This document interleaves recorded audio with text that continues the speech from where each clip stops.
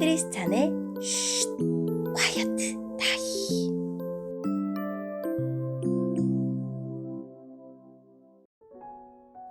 샬롬! 크리스찬 성도님들 반갑습니다. 오늘의 본문은 예레미야 17장 1절부터 18절까지의 말씀입니다. 본문의 제목은 헛된 것을 믿고 의지한 죄입니다. 본문을 읽기 전에 어떤 내용인지 요약본을 먼저 읽어드릴게요. 유다 백성은 지울 수 없을 정도로 죄를 지었습니다. 하나님은 심판을 내리기로 결정하십니다. 하나님만 의지하기를 바라셨지만 우상을 섬기고 자기 자신을 의지한 결과입니다. 오늘의 본문 1절입니다. 유다 백성의 죄는 쇠로 만든 연필로 적혀 있다. 그들의 죄가 그들의 마음판에 뾰족한 쇠끝으로 새겨져 있고 그들의 제단 모퉁이에도 새겨져 있다. 그들의 자녀도 푸른 나무 아래와 높은 언덕 위에 있는 그들의 제단과 아세라 우상을 기억한다. 내 산 위에 있는 제단과 들판에 있는 제단을 기억한다. 네가 온 땅에서 저지른 죄값으로 내가 네 재산과 보물을 다른 백성에게 주겠다. 그들은 또한 네 땅의 산당들을 무너뜨릴 것이다. 네 잘못 때문에 너는 내가 준 땅을 빼앗길 것이다. 너는 알지도 못하는 땅에서 네 원수들을 섬기게 될 것이다. 너희가 내 분노를 불처럼 타오르게 했으니 그 불이 영원히 꺼지지 않을 것이다. 여호와께서 이렇게 말씀하셨다. 사람을 의지하여 육체를 자기 힘으로 삼고 여호와에게서 마음을 돌린 사람은 저주를 받을 것이다. 그들은 사막의 키 작은 나무 같아서 좋은 일이 찾아와도 보지 못한다. 그들은 아무도 살지 않는 소금 땅, 황무지에서 살게 될 것이다. 그러나 여호와를 믿고 여호와만을 의지하는 사람은 복을 받을 것이다. 그는 물가에 심은 나무 같아서 든든한 뿌리가 물가로 뻗어 있으니 날이 뜨거워도 두려울 것이 없고 그 잎사귀가 늘 푸르다. 비가 오지 않아도 걱정할 것이 없으며 언제나 열매를 맺는다. 그 어느 것보다도 비뚤어진 것은 사람의 마음이다. 사람의 마음은 심히 악하기 때문에 아무도 그 속을 알 수 없다. 그러나 나 여호와는 사람의 속을 살필 수 있고 사람의 마음을 시험해 볼 수 있다. 그러므로 나는 각 사람이 일하고 행동한 대로 갚을 수 있다. 남을 속여서 부자가 된 사람은 자기가 낳지도 않은 알을 품고 있는 자고새와 같아서 인생의 중반에 이르면 그 재산을 잃어버릴 것이요 늙으면 그의 어리석음이 밝히 드러날 것이다. 예레미야가 여호와께 찬양드렸다. 오, 옛적부터 높이 들림받은 영광의 보좌시여, 하나님의 거룩한 성전이여, 여호와여, 주님은 이스라엘의 희망이십니다. 주님을 버리는 사람은 부끄러움을 당할 것입니다. 여호와를 따르지 않고 떠나간 사람은 흙 위에 쓴 이름과 같습니다. 이는 생명수의 근원이신 여호와를 버렸기 때문입니다. 여호와여, 저를 고쳐주십시오. 그러면 제가 나을 것입니다. 저를 구해 주십시오. 그러면 제가 구원받을 것입니다. 주님은 제가 찬양할 분이십니다. 유다 백성이 제게 하는 말을 들어보십시오. 여호와의 말씀이 어디에 있느냐? 그 말씀이 그대로 이루어지는지 어디 한번 보자. 주님, 저는 주님을 따르는 목자의 직분을 저버리지 아니하였고 재앙의 날을 바라지도 않았습니다. 주님은 제 입에서 나오는 말들을 다 알고 계십니다. 그 말들은 항상 주님 앞에 있습니다. 주님, 저를 무섭게 하지 마십시오. 재앙의 날에 주님은 제 피난처가 되십니다. 저를 해치는 사람들이 부끄러움을 당하게 하시고 저는 부끄러움을 당하지 않게 해주십시오. 그들을 무섭게 하시고 저는 무섭게 하지 말아주십시오.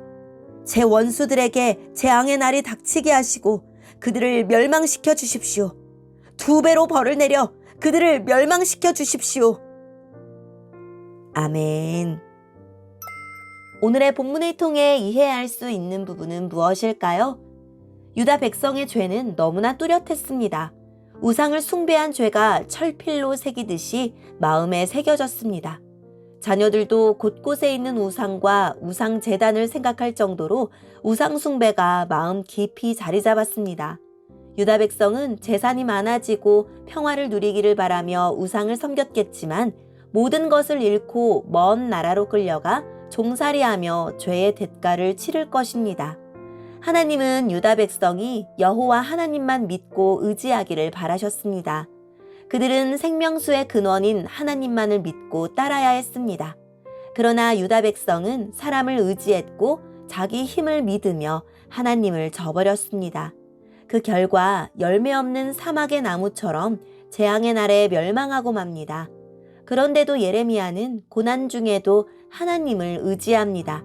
상처를 입더라도 하나님이 몸과 마음을 고쳐주시기를 바라며 하나님을 찬양합니다. 하나님이 맡기신 일을 포기하지 않고 끝까지 하나님을 따릅니다. 그래서 뜨거운 햇볕 같은 재앙이 닥쳐도 물가에 심은 나무처럼 아무 걱정이 없습니다.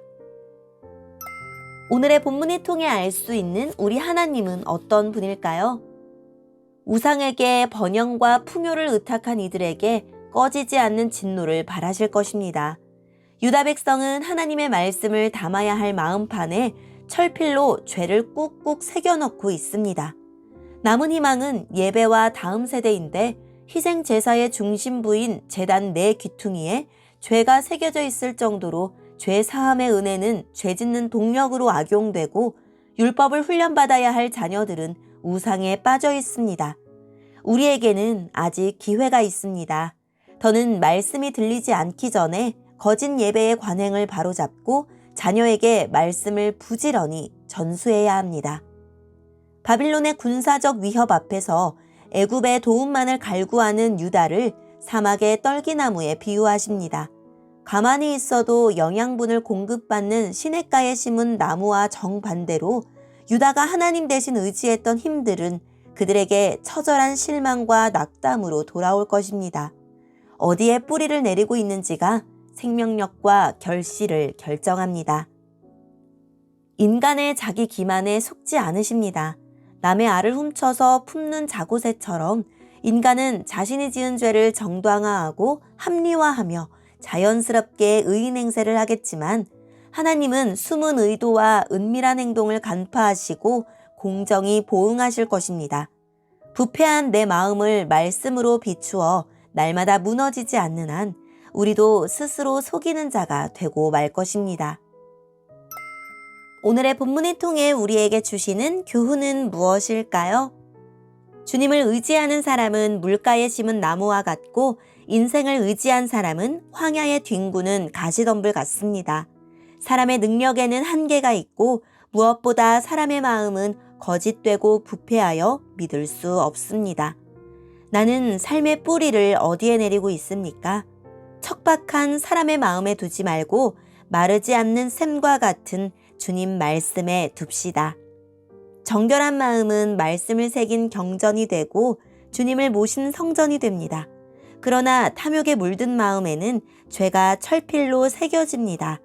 사람 앞에서는 부패한 마음을 감출 수 있어도 주님을 속일 수는 없습니다. 지금 우리가 가장 공들여 실천할 일은 무엇보다 정직하고 정결한 마음을 가꾸는 것입니다. 오늘의 본문을 통해 각자에게 주시는 성령 하나님의 음성에 귀를 기울이며 살아계신 하나님, 제 마음에 주님을 모시고 제 생각과 행실이 늘 주님 뜻 안에 거하게 해주세요 라고 기도하고 오늘도 말씀을 붙들고 승리하는 하루를 보냅시다. 여기까지 크리스찬의 쉿 콰이어트 타임 이었습니다.